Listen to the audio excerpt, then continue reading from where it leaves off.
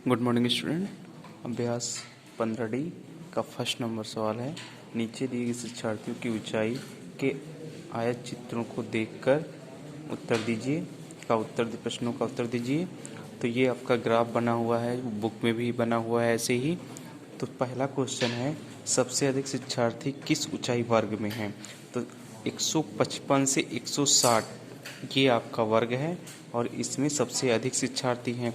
तो दूसरा है 160 से 165 सेमी की ऊंचाई के शिक्षार्थियों की कितनी संख्या है? तो 160 से 165, तो 160 से 165 में 10 शिक्षार्थी आते हैं, ये शिक्षार्थियों की संख्या है ये। ठीक है।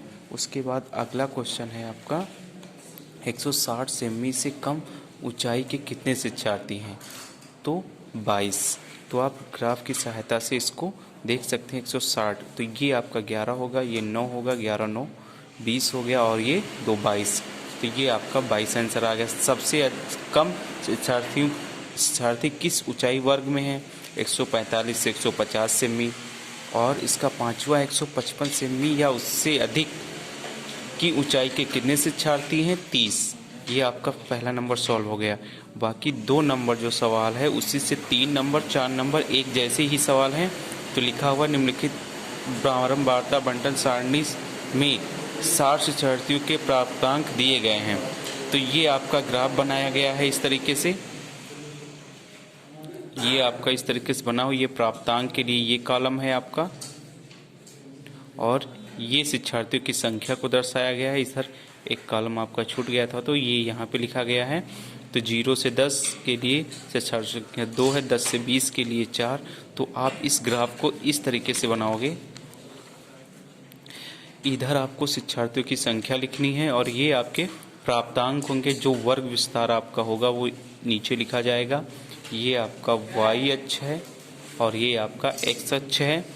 तो यहाँ पे आपको 2 4 6 8 इस तरीके से लिखना है और ये आपका 0 वर्ग विस्तार होगा। तो सबसे पहले आपको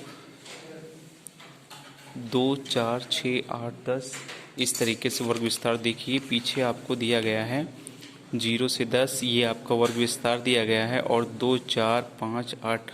तो इसको हम इस तरीके से लिखते हैं 2 4 6 8 10 12 14 16।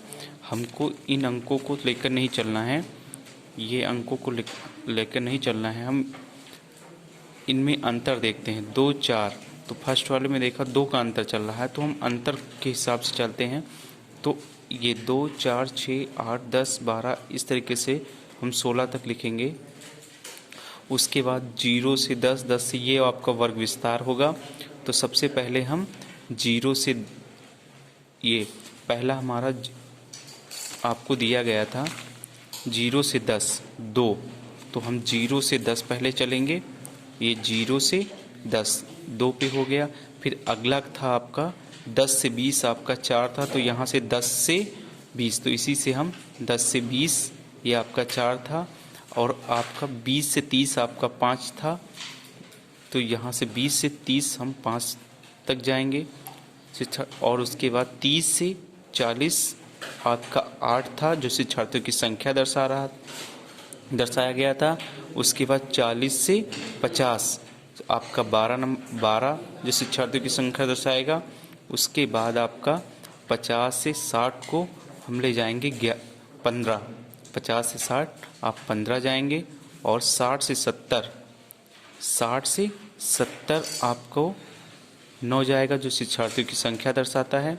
और 70 से 80 आपका 5 जो शिक्षार्थियों की संख्या दर्शाएगा।